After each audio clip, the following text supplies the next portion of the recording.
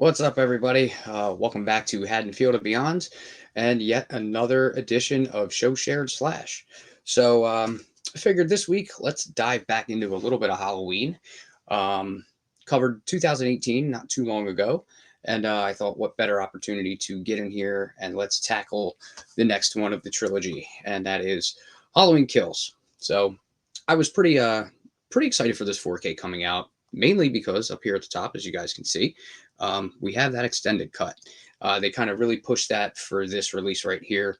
It was another cut that some of us may not have seen, but I think the streaming option had the extended cut available.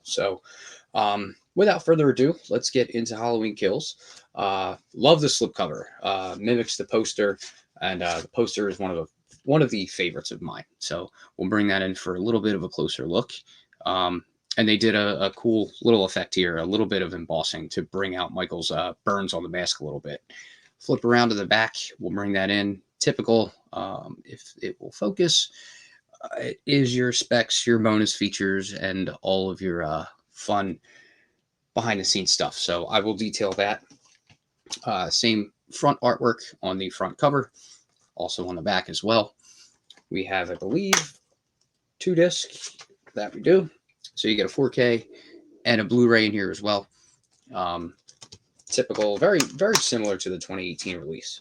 So the standard release right here is pretty basic, but your bonus features include a gag reel, some deleted and extended scenes, Haddonfield's Open Wounds, which is a featurette, the Kill Team, Strode Family Values, 1978 Transformations, which is a great little featurette all about the flashback.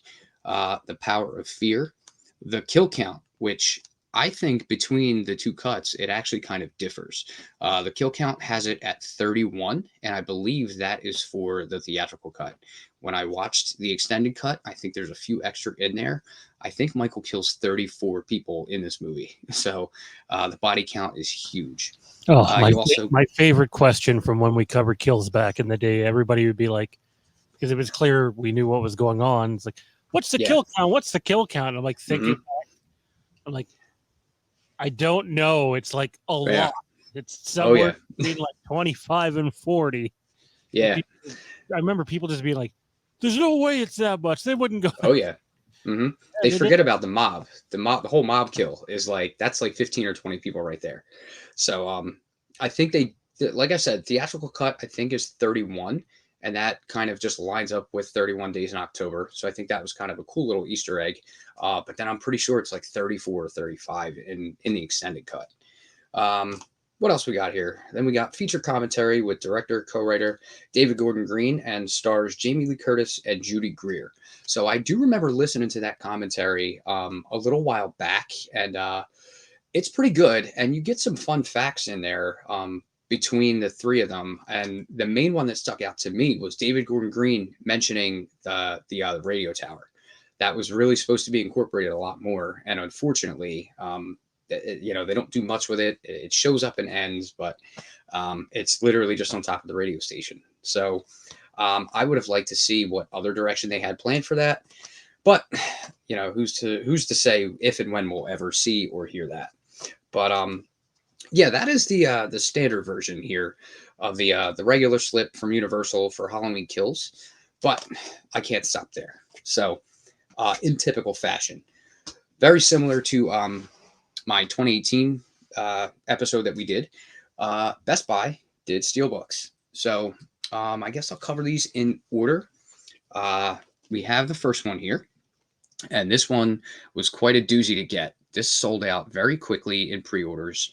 I was on the fence about getting this because of the colors. I just felt like the red didn't really fit. Until we see the movie, then we see how much bloodshed that there is.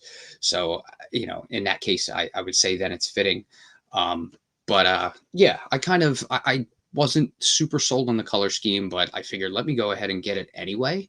And luckily I did, because this sucker sold out, I think, twice very quickly and was not available, and ended up, I think, going on the aftermarket for like between 60 and $100. So this one sold really, really quickly and was in high demand. So for that, I'm glad that I got it. I regret not getting it. I remember you and I talking about this, and me just Yeah, it's not yeah, really with the theme of what they're doing in terms of like logo and mhm, stuff. But actually, if you hold the case back up, I yeah. don't know if anybody remembers this, but when Halloween Kills was filming, there started to be some like leaked on-set T-shirts and jackets, Oh, and right. the font there is the same as Hmm. what was on those jackets, except for the kills was in red and was supposed to look like blood splatter. But Yeah, in general, it looks like that. So in a way, it did match. They just didn't ever really do anything with that other than what you're holding. yeah. So so yeah, I figured, you know what, it was selling really quick. Let me just go ahead and get myself a copy. And then I saw some images for, I think they were Zavi exclusives overseas. And I was like, why couldn't they do that artwork for us instead? Sure enough, about 6 months to a year later, Best Buy comes at us again. And then we get yet again another Kill Steelbook, where now the image is not quite as zoomed in. So you have a little bit more of, you can see Michael a little more here. They went with the red font for the blood kind of effect on the writing there in the text. Um, Halloween Kills right there on the spine. And very nice image on the back. If I can get that in with minimal glare here, you got pretty much a silhouette and shadow of Michael there. So I haven't looked at that image in a long time, so it's nice to see that. Inside again, studio, or I'm sorry, that's me reading the digital code. Same two discs, so we'll pop those out, see what image we get. Ah, interesting. So they went with the alternate ending of Lori walking out of the hospital that was cut, but it is included in the bonus features here, and or actually, it's in the ending of the extended cut. So they use that ending instead. And if anyone doesn't know that ending, it's basically her calling Karen, Michael answering the mobile phone. You hear the breathing. She tells Michael she's on the way. She's coming for him, and then walks out of the hospital. Zoom in on the knife, just like the end of 2018, and cut, roll credits. So I think I would have preferred that ending. Although, Michael taking out Karen and then just cut, roll credits, and that little bit of a cliffhanger, uh, I'll take it over the phone call. Let's not So forget, despite what they've said publicly, the original plan was for Halloween Ends to be on the same night. yeah, I've said it. Dave McCrae said it. Look, studios lie all the time. That's hmm just what they do. Lucasfilm does it. Disney does it. I love Trancas, but they do it. Universal does it. They all do it, right? yep, But I it's TBD whether that would have been a smart idea or not.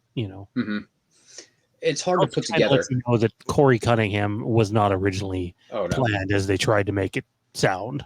yeah, no way. I from not quite from day one, but from those early details, and then them coming back and trying to say, oh, we had plans for Corey.